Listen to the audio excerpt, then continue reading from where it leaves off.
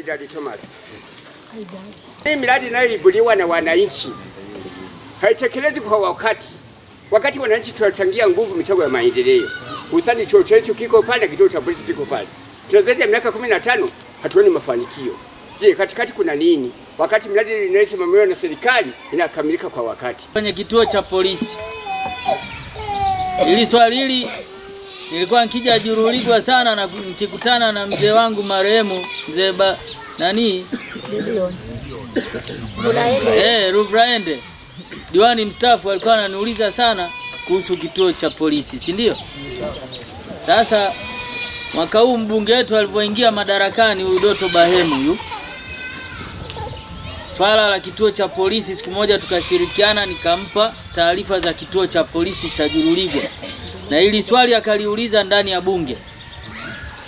Naibu waziri wa mambo ya ndani akatolea majibu kwamba atatuma timu yake itakuja kuangalia kituo cha polisi, wataangalia vitu vilivyopungua, watapeleka majibu. Kwa hiyo wizara yenyewe itahudumia iko kituo cha polisi.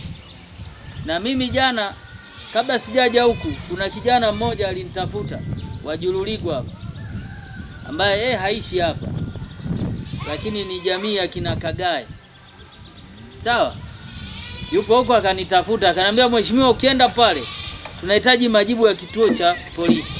Kwa hiyo nikajua atakuwa labda akishamwambia mtu humu umeona, ili aniulize swali. Kwa hiyo mimi nikatayari nishatengeneza majibu. Jana nikaongea pia na mkuu wa polisi wa wilaya, naye akanipa hayo majibu pia. Naye majibu yake ilikuwa kwamba ni kweli timu itakuja, lakini kabla timu haijaja, sasa hivi jana alikuwa amempokea mkuu wa mkoa. Alikuwa mkuu wa mkoa mpaka leo yupo huko anamaliza ziara, atakuja Kabanga hapo mpakani, ataenda Rusumo.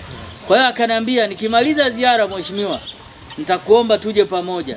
Maana sasa hivi tumepata mkuu wa polisi mwingine, yule aliyokuepo kisha staff. Kwa hiyo mkuu wa polisi wa wilaya akija akipata majibu, anasema yeye atamfikishia pia RPC ambaye mkuu wa polisi wa mkoa kwamba wamekuta changamoto gani. Kwa sababu kipindi mnanipa changamoto na kipindi kile polisi walipokuja kukagua akaandika zile changamoto, na mimi nikajenga hoja, hivi vitu wananchi hawezi kuvifanya. Wewe ukimwambia mwananchi akajenge sehemu ya kutunza silaha, wewe unajua silaha inatunzwa vipi? Unajua chumba cha silaha kinajengwa vipi? Nikasema hiki ni cha polisi, wenyewe watajenga. Wakasema kwamba wananchi wamejenga jengo, sehemu za kutunza mahabusu, juu hakuna zege, hakuna nondo. Nikamwambia hizo bado ni za kwako. Wewe ndio unajua huyo mhalifu utamzuiaje huko juu. Hiyo zege utaijengaje? Nondo utatumia milimita ngapi? Ni wewe polisi ambaye ulisomea hivyo vitu, si ndio?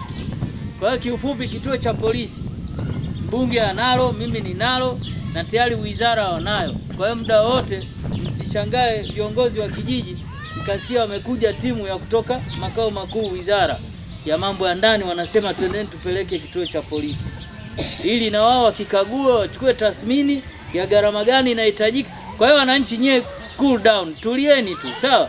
Serikali ipo kazini, itafanya hilo na watalirekebisha wao, kituo kitafunguliwa. Hiko ni kituo cha polisi tu. Hapo vipi?